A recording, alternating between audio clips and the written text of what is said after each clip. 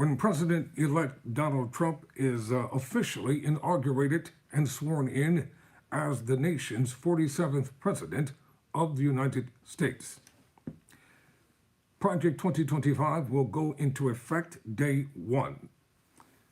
Trump confirms his plan to declare a national emergency and use the military for mass deportations. Trump's border czar said he's going to Mar-a-Lago to discuss the plan. Tyrone Bowman, live, welcome to the program. Let's talk about what's going on and what's happening here with this particular story. President-elect Donald Trump on Monday confirmed he would declare a national emergency to carry out his campaign promise of mass deportations of migrants living in the U.S. without legal permission. Overnight, Trump responded to a social media post from Judicial Watch's Tom Fitton, who said earlier this month there are reports the incoming administration is preparing such a declaration and to use military assets to deport the migrants. True, Trump wrote. Trump pledged to get started on mass deportations as soon as he enters office. And you know, all of you who voted against Kamala Harris, you thought you were hurting her, but in actuality, you're hurting yourself. All of the Hispanic people, all of the Latino people, all of the black men and black immigrants who voted for Trump, you're going to be sorry that you did. On day one, I will launch the largest deportation program in American history to get the criminals out. He said during a rally at Madison Square Garden in the closing days of the presidential race, I will rescue every city and town that has been invaded and conquered, and we will put these vicious and bloodthirsty criminals in jail, then kick them the hell out of our country as fast as possible. Already, he's tapped several immigration hardliners to serve in cabinet positions. South Dakota Governor Kristi Noem was picked to be Homeland Secretary of Security. Pending Senate confirmation, former acting U.S. Immigration and Customs Enforcement Director Tom Homan was named border czar. Homan previously discussed his vision for mass deportation, saying they would first concentrate on expelling criminals and national security threats. He didn't rule out deporting families together. On Monday, Homan told Fox News America, of course, that's where they always go, he's heading to Mar-a-Lago this week to put the final touches on the plan.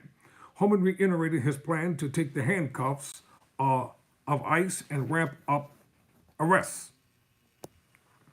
They meant to put off of ICE and ramp up arrests, though noted that he will need more resources to carry it out and said there are a lot of what ifs. So I've been asked about 1,000 times, how many people can you remove the first year? Well, how many agents do I have? He said. Can we bring retired agents back? The ones that are retired, bring them back and rehire them. How many buses do I have? How much money do I have for airplanes? Right. Can DOD assist? Because DOD can take a lot off our plate. That's a lot of what ifs. Throughout the campaign, Trump vowed to mobilize the National Guard to assist with the deportation effort. Experts told ABC News such a move would make a fundamental shift for the military, which does not normally engage with domestic law enforcement issues.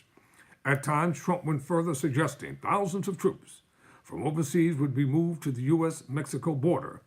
There are an estimated 11 million unauthorized migrants living in the U.S. without legal immigration status. Removing them could cost billions of dollars per year, according to estimates from the American Immigration Council. Plus, mass deportations could have a border economic impact by resulting in a loss of tax revenue and labor shortages. Let me stop right here and say this.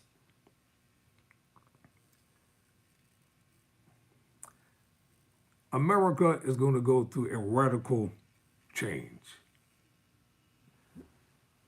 And all of you who voted for Trump, I'm an independent registered voter, it's going to affect you too. Who's going to cut your grass? Who's going to mow your lawns? Who's going to tend to all the things that you all just don't want to do for meager pay? Who's going to work long, exhausting hours? and get no credit for the good that they do. Who's going to do all the rehabbing on all the houses? And don't be shocked, people, because this is what the man said he was going to do. And I've been telling you all year long about Project 2025. You thought it was a joke. You thought it was a game. You didn't believe what I was telling you. You didn't believe what other podcasters and reporters were telling you. Individuals kept telling you, oh, he doesn't mean what he's saying. He meant every word of it. And you all thought it was a joke. And you continue to think it's a joke until it hits home. And the sad thing about what happened on November 5th is that there was too much interference that occurred. And it'll all come out eventually. Elon Musk's illegal activities with the so-called bogus sweepstakes is all going to come out. And even legal migrants are going to be deported as well. Like the black Haitians down in Springfield, Ohio, who came here legally. They're going to get rid of them as well. And you can believe that every black immigrant who is here, they're going to throw them out. Because you all want to keep America white. Because you think that you own everything and everybody on God's green earth. You may be serving a God. And whatever God that you all are serving certainly isn't the God that I serve. So, if you took away my workforce, let me go back to this. Now, ABC News Global Club Chief Global Affairs Correspondent Martha Radzet recently reported from California on the impact Trump's immigration and mass deportation plans could have on the American agricultural industry.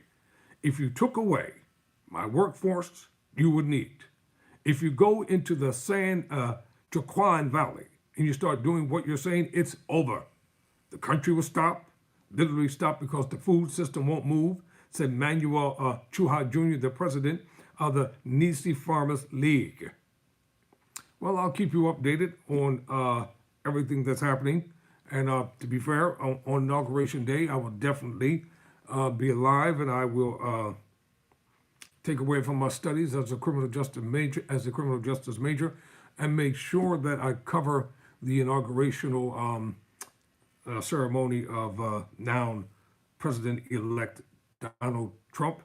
And I want all of Trump's people to be able to turn into Tyrone Bowman Live. If they can't catch it anywhere else, they'll be able to catch it on this channel as well.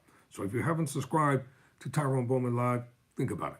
Till next time, never surrender, never quit.